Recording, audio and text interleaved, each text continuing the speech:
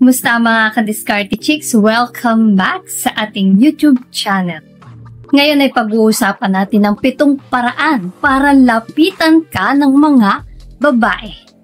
Guys, alam nyo ba na sa panahon ngayon, hindi lang naman ng lalaki ang nanliligaw o naghahanap ng jojowain?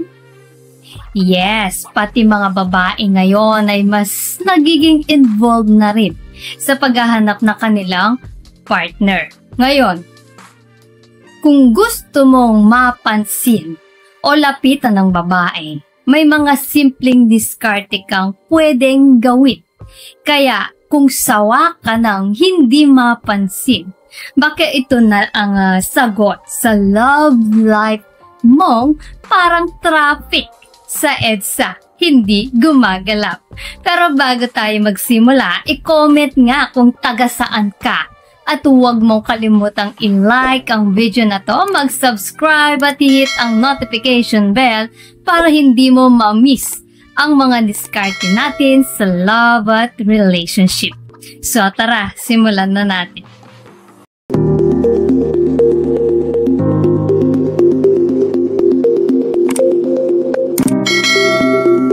Number 1, eye contact. Imagine ito, nasa office ka, tapos biglang tumingin sa'yo si crush. Pero dahil kabado ka, binawi mo agad ang tingin mo, sayang, di ba? Ka-Diskarte Chicks, lahat nagsisimula sa eye contact. Ito ang unang paraan para magpadala ng signal na interesado ka.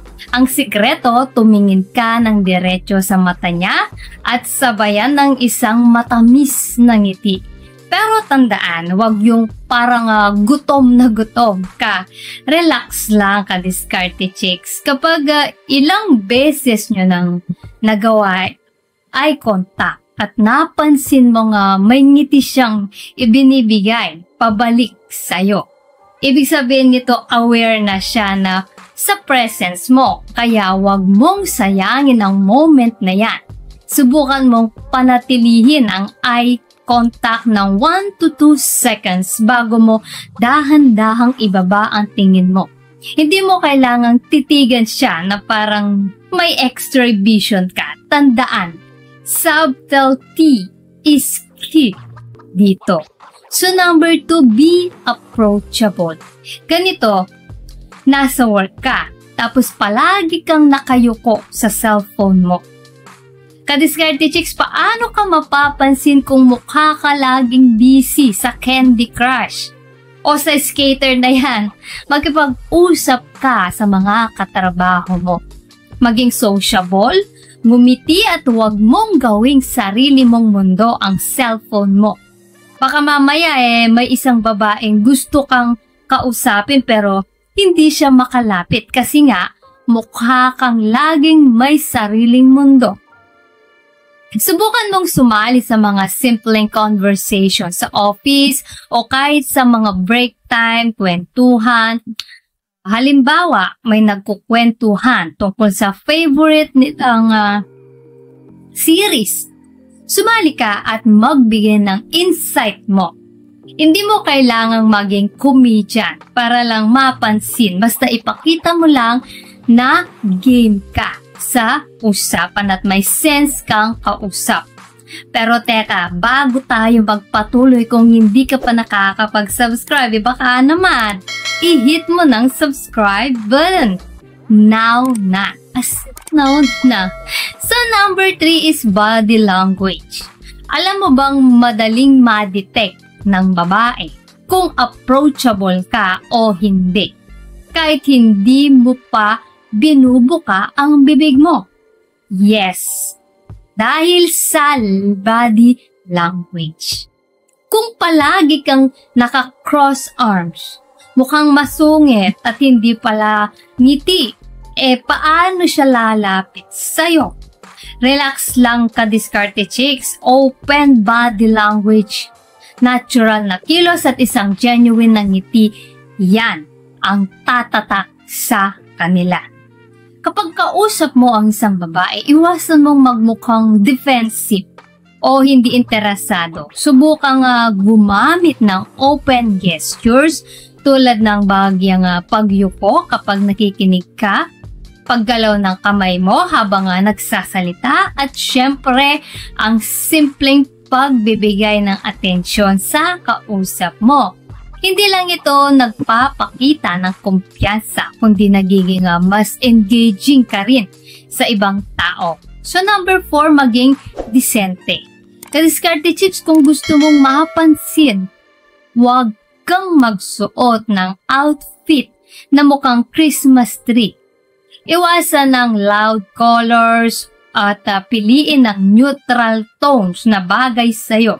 Halimbawa, kung medyo chubby ka, iwasan ng horizontal stripe kasi mas nagmumukha kang mas malapad. Kung payat ka, naman wag vertical stripes. Baka lalo kang magmukhang poste. Dress smart, clean, and casual. Mas magiging approachable ka. Ang pagiging disente sa pananamit ay hindi lang tungkol sa itsura kundi pati sa impresyon na ibinibigay mo. Ang unang tingin ng isang babae sa iyo ay minsan sapat na para malaman niya kung worth ka bang kilalanin o hindi. Kaya siguraduhin mong palagi kang maayos ang damit. Malinis ang buhok at presentable kahit sa simpleng paraan. So number 5, ask for assistance. Ito, kadiskarte chicks tip, ang mga babae mahilig tumulong. Kaya kung nasa work ka at may hindi ka alam, humingi ka ng advice o tulong sa babaeng target mo. Hindi lang niya mararamdaman na valuable ang opinion niya, magkakaroon pa kayo ng interaction. Malay mo, balikan ka pa niya kinabukasan para tanungin kung okay ba yung tinuro niya sa'yo. At boom, may connection na agad kayo. Pero wag mo itong gawing paraan para lang makuha ang atensyon niya. Kung wala ka namang tunay na intensyon na matuto. Halata sa body language kung nagpapanggap ka lang. Kaya mas mainam na gamitin ito sa mga sitwasyon talagang kailangan mo ng tulong. So number 6, be sociable. Mas malaki ang chance na lapitan ka ng babae kung nakikita niyang masaya kang kasama. Kung palagi kang seryoso, suplado, at parang may sariling mundo, paano ka magiging approachable? Makihalubilo, makipagbiroan, at ipakita na marunong kang makisama. Trust me, mas nagkakaroon ng confidence ang babae na lumapit sa isang lalaking mukhang masaya at chill lang sa buhay. Pwede mong simulan ito sa simpleng pangangamusta sa mga tao sa paligid mo. Kapag nakita nilang warm at approachable ka, hindi lang babae ang lalapit sa iyo kundi pati ibang tao na magiging kaibigan mo. So number 7, maging mabango. Okay, ganito na lang. Isipin mo, nasa opisina ka. Tapos may isang lalaking dumaan sa tabi mo na sobrang bango. Mapapalingon ka, di ba? Ganun din sa mga babae. Simple lang, maging mabango at malinis. Pumili ng cologne na hindi masyadong matapang, pero long-lasting. Kung hindi mo alam kung anong pabango ang okay, tanong mo sa sales lady, yung best seller nila. Hindi ito gastos, investment ito para sa love life mo. Maliban sa pabango, siguraduhin mo rin malinis ang iyong katawan. Hindi sapat ang magandang amoy kung hindi ka rin malinis sa katawan mo. Palaging maligo, gumamit ng deodorant, at siguraduhin mong maayos ang iyong hygiene. So, ayan mga ka-Diskarte Chicks, ang 7 simpleng paraan para maging lapitin ka ng mga babae. Subukan mo to at tingnan ang magiging resulta. So guys, anong tip ang pinaka-bet mo? I-comment mo sa baba at syempre, bago po tayo magtapos, nais ko lang pong i-shout out ang ating mga masugid na tagapanood na sina Adonis De Pairin, Felix Lakay, Jose Balingit at kay Froilan Ocampo. Guys, maraming salamat po sa support at panunood mga Kadiskarte Chicks. Sa mga Kadiskarte Chicks po natin dyan, kung gusto mong ma-shoutout sa next video, i-comment lang ang hashtag Kadiskarte Chicks at sabihin kung anong topic ang gusto mong pag-usapan natin next.